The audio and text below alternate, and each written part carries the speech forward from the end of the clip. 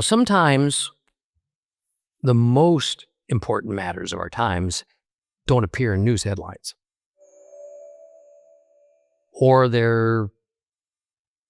are they necessarily the subject of Sunday TV talk shows? They are the smaller, less popularly noticed things that, when linked together, they identify a troubling trend, maybe portend a gathering storm that's about to break, and take the unsuspecting by surprise.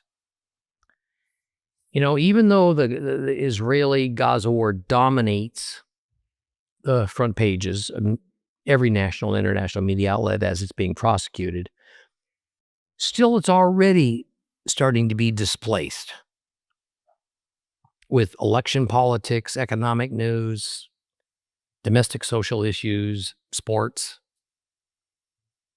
And what has gone on somewhat underreported, however, are the nearly unanimous and venomous criticisms against Israel by Eastern and Western nations, and the nearly unanimous support for the Palestinians to have their own state immediately, despite the Palestinian charter of their government declaring that peace is not their goal.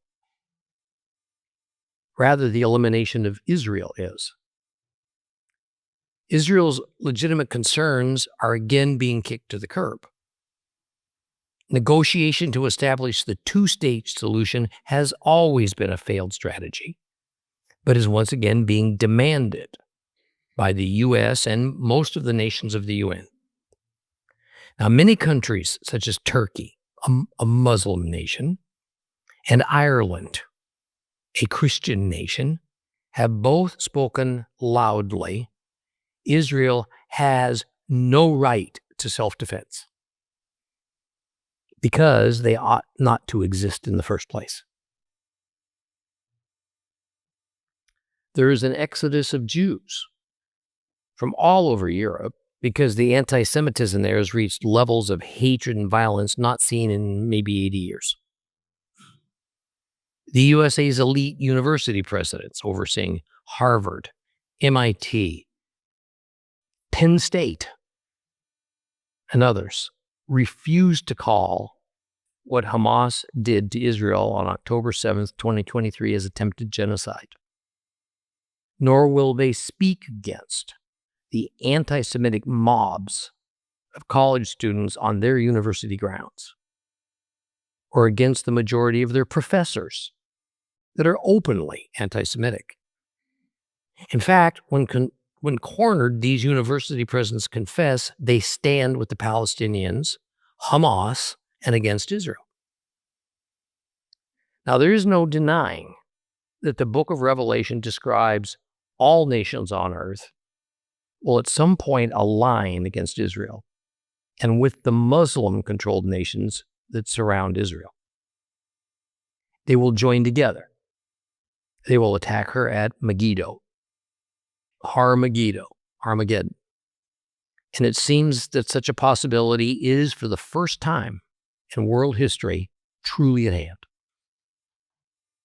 And please take note, the prophecy of Armageddon's only able to come to pass once Israel is reborn as a nation. And that happened a mere 75 years ago. But what if Israel flatly refuses to cooperate with the UN when it inevitably passes a resolution to create the state of Palestine? What if Israel will not give up the land that the UN says it must, because Israel views such a giveaway as a threat to its existence? What if the UN declares Jerusalem as Palestine's capital? Or perhaps that it is to be shared or geographically split between Israel and the coming state of Palestine. Folks, what I just stated is not only a possibility, it's the most likely outcome. Not in some distant future, perhaps any month now. Now, as a congregation and as individuals who believe God's word, who love the Lord, who stand with Israel and the Jewish people, what are we to do? With secularism and Marxist wokeism fully entrenched in the powerful governments of the West, the United States government controlled by it as well, it's clear that Israel advocates have little voice in the highest government echelons. The only remaining body that has any size or influence to affect any real change is the church. And the sad reality is a goodly part, perhaps the majority of churches, have swung over to the side of the Palestinians. Others are attempting to craft some kind of a balance or an even-handedness between supporting Israel and supporting the Palestinians. Now, I believe that there are three things that we can not only do, but we must do. First, pray fervently for Israel. Pray for salvation for the land and for the people. But second, support Israel in every way. Do it by visiting there, buying Israeli goods wherever possible, finding ways to speak love for Israel to whomever we encounter. One way to do this is to support our two ministries in Israel. One that teaches people the Holy Scriptures in Hebrew, the other that helps Israel from a practical humanitarian standpoint, and to buy Israeli-made products from Holy Land Marketplace.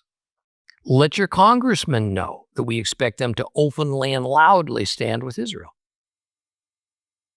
But third, we need to educate ourselves and our fellow believers on the scriptural realities concerning God's enduring love for Israel and Israel's preeminent place in God's redemption process that's rapidly approaching completion. Geopolitical arguments are not enough. Speaking of the issue using fairness or human rights, equality as the grounds for our decisions is wrong-minded. We must know what God says about Israel and her future and rely on that. So today, I want to go through a series of 12 key biblical prophecies concerning Israel, that if you can absorb them, it will not only strengthen your personal resolve to support Israel, but perhaps you can use this knowledge to persuade especially your Christian friends as well, so they will not succumb to the lies, to the deceit against Israel that are rampant, not only in the news media and our government, but have invaded the Christian institutions.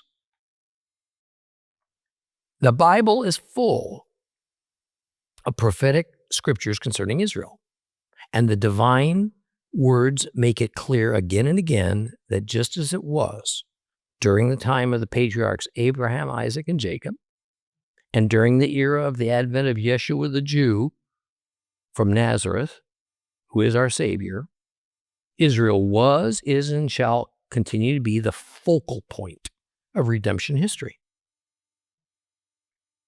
God is not through with Israel. And it is much overdue that we once and for all dismiss the erroneous contention that the Constantinian Church has replaced Israel, as some claim. And make no mistake, the fundamental church doctrine of replacement theology is behind the slippage in the church for support for Israel. And it is a doctrine that must be done away with. I would like to reveal 12 key prophecies in the Bible that speak concerning Israel and its people and its future and purpose, and I want to share that with you today. Key number 1. God's covenant promise to the Jewish people is forever, and it's unbreakable. Jeremiah 31, verses 34 to 36 says this. This is what Adonai says, who gives the sun as light for the day, who ordained the laws for the moon and stars to provide light for the night, who stirs up the sea until its waves roar. Adonai Zevaot is his name. If these laws leave my presence, says Adonai, then the offspring of Israel will stop being a nation in my presence forever. This is what Adonai says. If the sky can be measured and the foundations of the earth be fathomed, then I'll reject the offspring of Israel for all they have done. Says Adonai. The sun still rises in the morning. The stars still twinkle at night. And in Jeremiah, the Lord says, these are the sign that Israel remains God's covenant people, and that God's promise to never permanently reject Israel still stands. St. Paul in the New Testament confirms this Old Testament prophecy in Romans chapter 11, starting in verses 28. With respect to the good news, they are hated for your sake. But with respect to being chosen, they are loved for the patriarchs' sake. For God's free gifts and his calling are irrevocable. Just as you yourselves were disobedient to God before you have received mercy now, because of Israel's disobedience, so also Israel has been disobedient now, so that by you showing them the same mercy that God has shown you, they too may receive God's mercy. For God has shut up all mankind together in disobedience in order that he might show mercy to all. God's calling for Israel as his covenant people is, says Paul, irrevocable. And it is our job as Messiah's disciples, he continues, to show Israel mercy. So that by doing so, God will show us mercy. So for no other reason, you know what? It's in our own enlightened self-interest to befriend Israel. Key number 2. God said he would reestablish the nation of Israel in a day. Israel has been exiled on more than one occasion for gross disobedience and their unfaithfulness. However, God also said that at the right time he'd bring them back and he would make them a nation once again. And it would happen in a seemingly impossible way.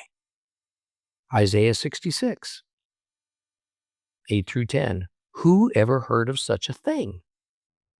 Who has ever seen such things? Is a country born in one day? Is a nation brought forth just all at once? For as soon as Zion went into labor, she brought forth her children. Would I let the baby break through and not be born? Asked Adonai. Would I, who caused the birth, shut the womb? Asked your God. Rejoice with Jerusalem. Be glad with her, all you who love her. Rejoice. Rejoice with her, all of you who had mourned for her. Indeed, Israel was reborn in but one day. Such a thing had never happened before in history. Literally overnight, by a vote of the UN on May 14, 1948, Israel was welcomed into the family of nations as an independent Jewish state on the same land they had been exiled from 1900 years earlier. The cold, hard facts of history have proven that these prophecies of God are fulfilled literally, not symbolically, certainly not allegorically. Israel has not been replaced, it's been reborn. Key number 3. The Jews would return to Israel from all over the earth. Isaiah 11, 10 through 12 promises that the Jews would come from everywhere they had been scattered by God due to their disobedience to one day repopulate the same land that had been theirs since the time of Abraham. On that day, the root of Jesse, which stands as a banner for the peoples, the Goyim, the Gentile nations, will seek him out, and the place where he rests will be glorious. On that day, Adonai will raise his hand again a second time to reclaim the remnant of his people who remain from Asher, Egypt, Patros, Ethiopia, Elam, Shinar, Hamat, and the islands in the sea. He will hoist a banner for the Gentile nations, assemble the dispersed of Israel, gather the scattered of Judah from the four corners of the earth. The root of Jesse, King David's father, is the tribe of Judah, the Jews. But let's be clear on something. The Jewish people only represent 2 of the 12 tribes of Israel. What about the other 10?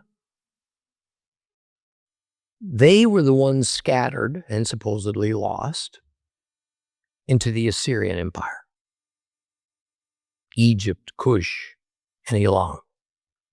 And this prophecy makes it clear that these 10 tribes will arise and they will be included in the return. The first group of Hebrews that came back to their land and that fought to reclaim it are the European Jewish survivors of the Holocaust. But in the last several years, remnants of these 10 lost tribes have resurfaced, exactly where the Bible says they would be found. Thousands have been granted the right to come back to Israel and join their Jewish brethren. Many of the 10 tribes have migrated back to their ancestral home after 2,700-year wait. Go to Israel. You will see Israelis of every color and race. And some come from countries many of us have never even heard of. But come they have, just as predicted. Key number 4. The returning people will come from the north and the south. And the return from the north will be even greater than the 3 million Israelites that Moses led out of Egypt. In the book of Jeremiah, chapter 16, verses 13 through 16, this matter is addressed in no uncertain terms.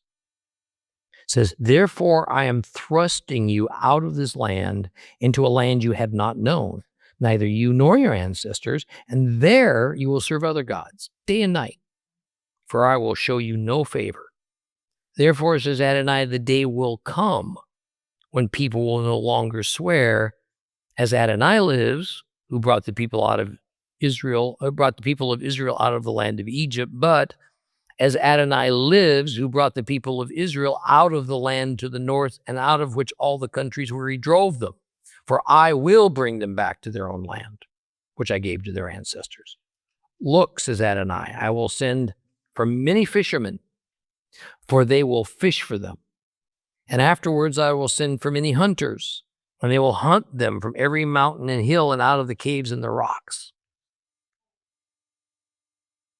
Verse 16 is especially interesting, as many Jewish organizations have been joined by several believing groups who have been fishing all over the world, but especially in the north in the former Soviet Union, for Hebrews, with the sole purpose of bringing them back to their heritage, the land of Israel. Hebrews who became as captives behind the former Iron Curtain. They have kept their identities quiet for generations for fear of persecution. Millions of Hebrews have been brought back to Israel. A significant number bring nothing but the clothes on their back. And over the last several years, the vast bulk have come from, you guessed it, the north. Key number 5. God will restore the land. It will be fruitful. It will be more prosperous than any time in history, ever. Ezekiel 36. Now you, human being, prophesy to the mountains of Israel. Say, mountains of Israel, hear the message from Adonai. Adonai Elohim says, the enemy's boasting over you. Ha! Even the ancient high places are ours now. Therefore prophesy.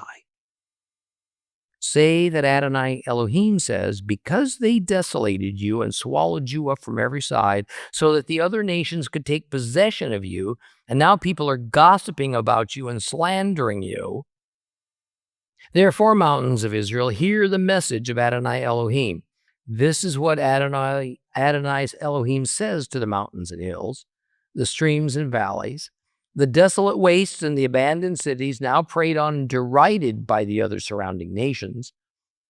Therefore, this is what Adonai Elohim says, in the heat of my jealousy, I speak against the other nations. All of Edom, since rejoicing with all their heart, they have arrogated my land to themselves as a possession, and with utter contempt seized it as prey.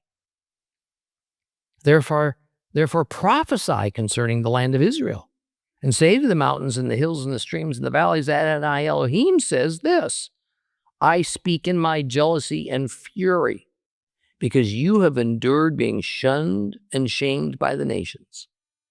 Therefore, says Adonai Elohim, I've raised my hand. I have sworn that the nations surrounding you will bear their shame.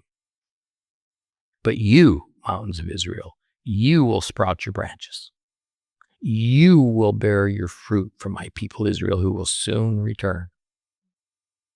I'm here for you. I will turn toward you. Then you will be tilled and sown. I will multiply your population, all the house of Israel, all of it.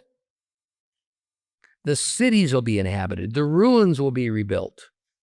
I will multiply both the human and the animal populations. They will increase and be productive, and I will cause you to be inhabited as you were before. Indeed, I will do you more good than before, and you will know I am Adonai. I will cause people to walk on you, my people Israel.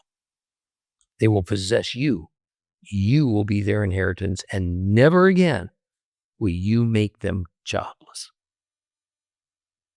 You know, it's interesting. In the 1860s, Mark Twain visited the former land of Israel. And he said this about it. There was nowhere a foot of shade. It is blistering. It is naked and treeless. There is no dew, nor flowers, nor trees, nor birds. It's a hopeless, dreary, heartbroken land. Once Israel was exiled, the land began to turn fallow and lifeless. When the Arab populations took control, they cut down all the trees, because the absentee Arab landowners instituted a taxing method that calculated the amount owed to them according to the number of trees on their leased land. So the Arabs living in the land cut down all the trees to avoid paying the tax. But today, the land has been reforested. The swamps drained. The rocky fields made fertile. The ancient terraces have been rebuilt. Vineyards, orchards now produce some of the finest fruit and wine in the world. Israel's a net exporter of food. It also exports some 2 billion flowers each year. Are they more prosperous than ever before in history? No doubt. Key number 6. God's people will have an insatiable love for their land of Israel, and this signals a time of favor for Zion. You know, Psalm 102, verses 12 through 18 speaks of this day, which is come in our lifetimes, folks. We are witnesses to it if we have the eyes to see and the ears to hear. The psalm says, my days decline like an evening shadow. I'm drying up like grass. But you, Adonai, are enthroned forever. Your renown will endure through all generations. You will arise and take pity on Zion, for the time has come to have mercy on her. The time determined has come. For your servants love her very stones. They take pity on her dust. The nations will fear the name of Adonai, and all the kings on earth your glory, when Adonai has rebuilt Zion and shows himself in his glory, when he has heeded the plea of the poor and not despised their prayer. For your servants love her very stones and take pity on her dust. It is said in Israel that every Israeli is an archaeologist. The Israeli Jews truly take great pleasure in her stones and even favor the dust. Israel is like an immense archaeological garden. All excavations for roadways and tunnels and new housing tracts and businesses, gardens and yards are gone through very carefully, usually with an archaeologist present in the larger projects to watch for telltale signs of ancient artifacts. Entire highways are diverted if an ancient town or city is found in its proposed path. That's how much their ancient past means to the Israeli Jews. Key number 7. God will change the heart of his people, Israel, from stone to flesh. Much had to happen to Israel for God's plan to play out. But in the divine process of redemption history, God promised to cleanse Israel of their sin and uncleanness before him. This is specifically foretold in Ezekiel 36. We're going to read just a few verses of this chapter, but I urge you to read it all after this service. Ezekiel 36, we're going to read starting at verse 16. The word of Adonai came to me, human being, when the house of Israel lived in their own land, they defiled it by their manner of life and their actions. Their way before me was like the uncleanness of Nidah.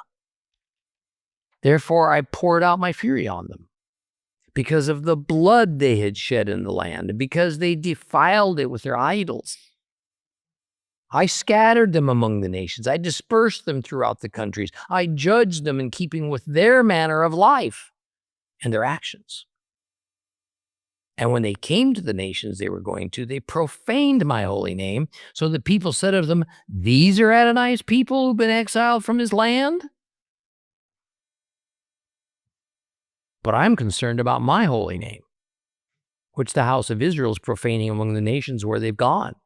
Therefore, tell the house of Israel that Adonai Elohim says this, I'm not going to do this for your sake, house of Israel, but for the sake of my holy name, which you have been profaning among the nations where you went. I will set apart my great name to regard as holy, since it has been profaned in the nations. You profaned it among them. The nations will know that I'm Adonai, says Adonai Elohim, when before their eyes I am set apart through you to be regarded as holy. For I will take you from the nations, gather you from all the countries, return you to your own soil. Then I'll sprinkle clean water on you, and you'll be clean. I will cleanse you from all your uncleanness, from all your idols. I will give you a new heart. I will put a new spirit inside you. I will take that stony heart out of your flesh and give you a heart of flesh. I will put my spirit inside of you and cause you to live by my laws. to respect my rulings and obey them. You will live in the land I gave to your ancestors. You will be my people, and I will be your God. I will save you from all your uncleanness. I will summon the grain and increase it, and not send famine against you. The Lord promised that someday he would gather the Hebrews scattered from all over the planet and return them to their own land just as they are. And there in the land, he would begin to work on their hearts and change them into a group that he will proudly call my people. This has happened to a degree, but it's still an ongoing process as the Lord restores the Hebrews to reflect his glorious purpose for them. Key number 8, God will use Gentiles to bless his nation and the people of Israel. Gentiles have always been a useful tool in the Lord's hand to deal with Israel. In ancient times, God used Gentile nations as the instruments to punish God's people for their rebellion, but the time arrived when Gentiles would be a blessing to God's people, Israel, and Paul speaks about this time again in Romans 11, starting in verse 11. In that case, I say, isn't it they have stumbled, with the result that they have permanently fallen away? Heaven forbid. Quite the contrary. It is by means of their stumbling that deliverance has come to the Gentiles in order to provoke them to jealousy. Moreover, if their stumbling is bringing riches to the world, that is, if Israel is being placed temporarily in a condition less favored than that of the Gentiles is bringing riches to the latter, how much greater riches will Israel in its fullness bring them? However, to those of you who are Gentiles, I say this: since I myself am an emissary sent to the Gentiles, I make known the importance of my work in the hope that somehow I provoke some of my own people to jealousy and save some of them. For if their casting Yeshua aside means reconciliation for the world, what will their accepting him mean? It will be life from the dead. But then we move on down just a little bit more to verse 25. For brothers, I want you to understand this truth, which God formerly concealed but is now revealed, so that you won't imagine you know more than you actually do. It is that stoniness to a degree has come upon Israel until the Gentile world enters its fullness. This way, all Israel will be saved. And the Tanakh says, out of Zion will come the Redeemer. He will turn away ungodliness from Jacob, and this will be my covenant with them when I take away their sins. God, in his immutable mystery, created a plan that would include Gentiles. But the reality is, Gentiles would serve the purpose of leading Israel to salvation. Yes, Gentiles would greatly benefit because in the process, we would learn of the Jewish Savior Yeshua, and we would be saved. But the point of the divine plan was to save Israel. And Paul says Gentiles should not ever think otherwise and become proud. And what else is replacement theology but pride? Hubris gone mad. Key number 9. God will show the nations he keeps his promises. Does God always keep his promises? We better hope so. Because if you're a believer like me, we bet our brief stay on earth as well as our eternal future upon it. The Lord has made several promises to Israel. Ezekiel 36, starting in verse 33. Adonai Elohim says, when the day comes for me to cleanse you from all your guilt, I will cause the cities to be inhabited and the ruins to be rebuilt. The land that was desolate will be tilled, whereas formerly it lay desolate for all passing by to see. Then they will say, the land that used to be desolate has become like Gan Eden, the Garden of Eden. And the cities formerly ruined and abandoned and wasted have been fortified, and they're inhabited. Then the nations around you that remain will know that I, Adonai, have rebuilt the ruins and replanted what was abandoned. I, Adonai, have spoken. I will do it. Now, if you visited Israel, you know this prophecy has been fulfilled. If you haven't visited Israel, why not? Wouldn't you like to see with your own eyes if God has kept his promises to Israel? If he has not, then why would you think he'll keep his promises to you as a follower of Christ? Go and see for yourself. It will give you even greater assurance of God's faithfulness. The land we see today is proof that if God says it, he'll do it. And it doesn't matter if the promise concerns Israel or Gentile believers or his enemies. Key number 10. Jerusalem will no longer be in the hands of Gentile nations.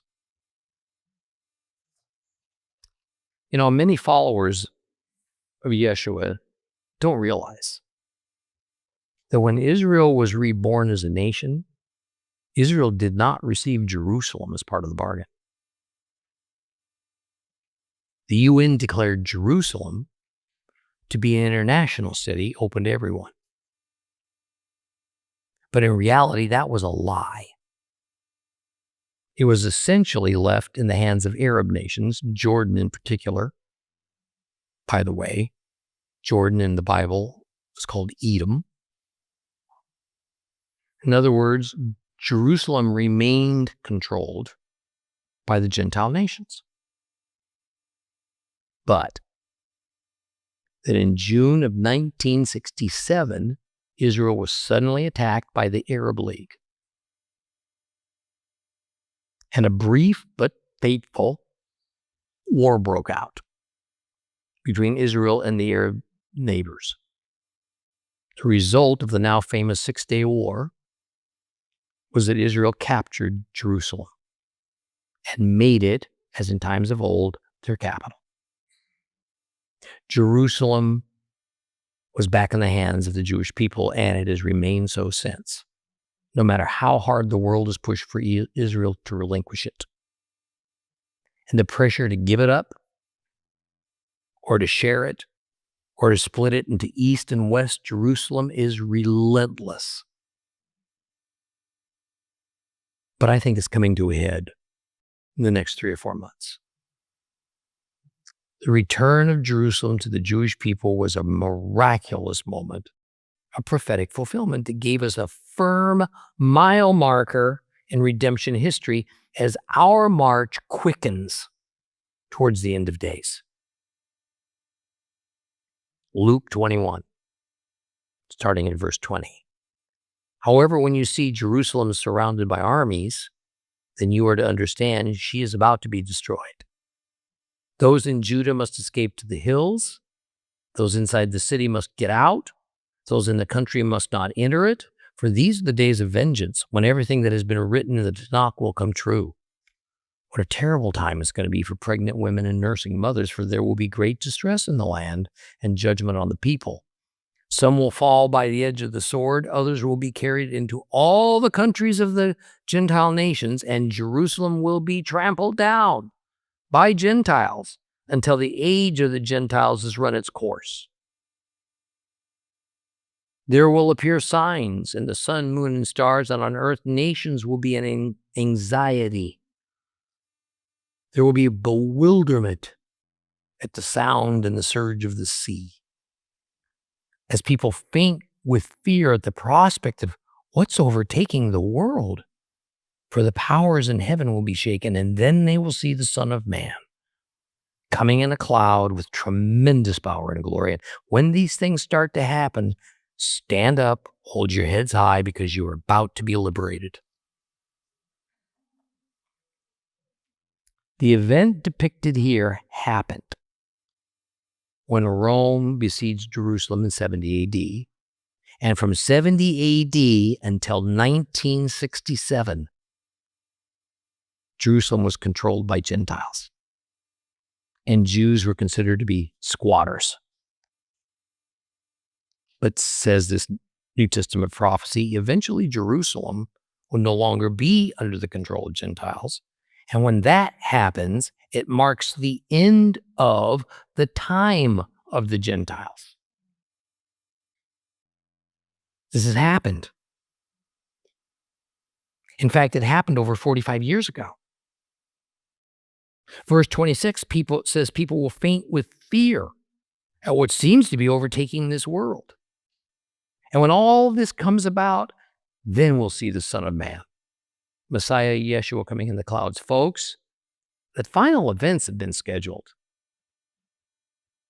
We are eyewitnesses to most all of it. The clock's ticking. The nations have no idea what's actually happening. Maybe your neighbor doesn't either. Maybe not your spouse, your children, your parents. The world's governments, including our own, are completely blind to it. So what are you going to do about that? What are you going to do about that?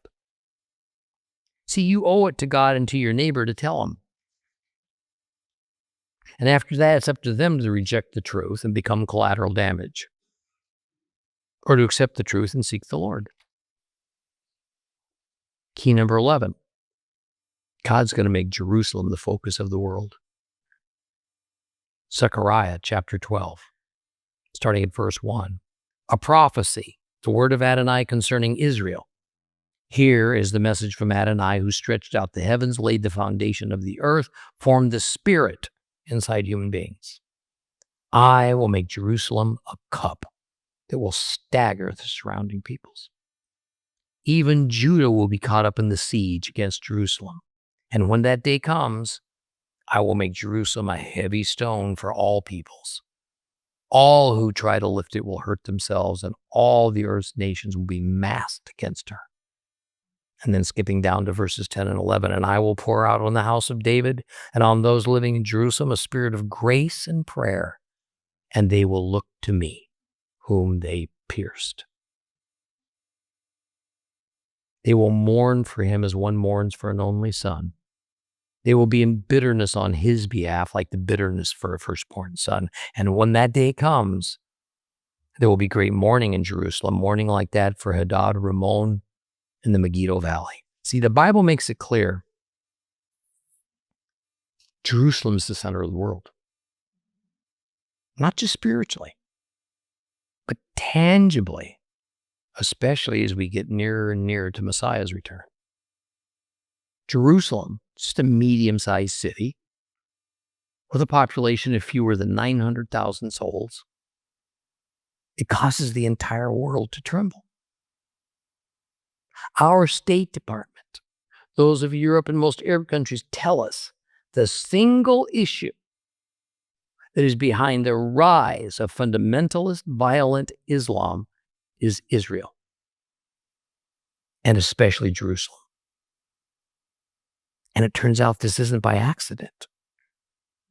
The Lord's made it so in order to bring things to a climax. Key number 12. God's people will return, never to be exiled again. Amos, chapter 9, verses 13 through 15. The days will come, says Adonai, when the plowman will overtake the reaper, the one treading the grapes, the one sowing the seed. Sweet wine will drip down from the mountains, and all the hills will flow with it. I will restore the fortunes of my people Israel. They will rebuild and inhabit the ruined cities. They will plant vineyards and drink their vine, cultivate gardens, eat their fruit. I'll plant them on their own soil no more, to be uprooted from their land, which I gave to them, says Adonai, your God. Well, this prophecy's been fulfilled. Israel's back. Any of the scores of millions of pilgrims that have visited Israel know its hills are producing bountiful harvests. And Israel is world-renowned for its wine, just as it was in Christ's day. Despite a world that's largely against Israel, with almost every nation on the planet determined to divest Israel of their land that God set apart exclusively for them thousands of years ago, the scriptures are adamant that even though terrible things are going to happen to Israel and the Jewish people, there will not be another exile. The permanence of their stay, you see, is not going to be based on their faithfulness or on the strength of their army or on the support of the United States or any other nation. It's going to be based on God protecting his name as a God who always keeps his promises. But we have to understand the limitless power that the Lord wields, and that he will use it accordingly, especially when it comes to protecting his own holiness and reputation. So despite how good a nation might see itself, how godly a person might see him or herself, not fully supporting Israel and being against her enemies sets you directly against God. And there's going to be consequences. The reality is Israel's back. The Jews are back. The so-called 10 lost tribes are immigrating back, albeit slowly as well. The pressure against Israel from the nations of the world is unlike anything we've ever seen, and it's not going to get any better. Yet as believers, we have the duty to stand with Israel without wavering, even if it pits us against our government, against our friends, against our family. Folks, we're just going to have to let the chips fall where they may. And when I say we, I mean each of us as individuals. There is no leaving it to the other guy. No blaming our government for our personal lack of zealousness for God's land and his people. My friends, see, there remains a blessing for those who bless Israel and a curse for those who curse Israel. Standing on the fence, putting yourself on the sidelines, that does not earn you a blessing. So what's left?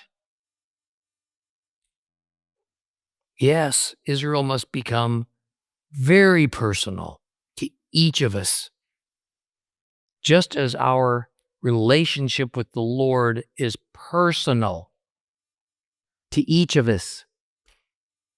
Nevertheless, God's laws, commandments, and prophecies apply to us all in perpetuity. For more teachings of real Bible study and to rediscover God's Word with Tom Bradford, visit Torah Class today on the web, streaming TV, or download the Torah Class mobile app.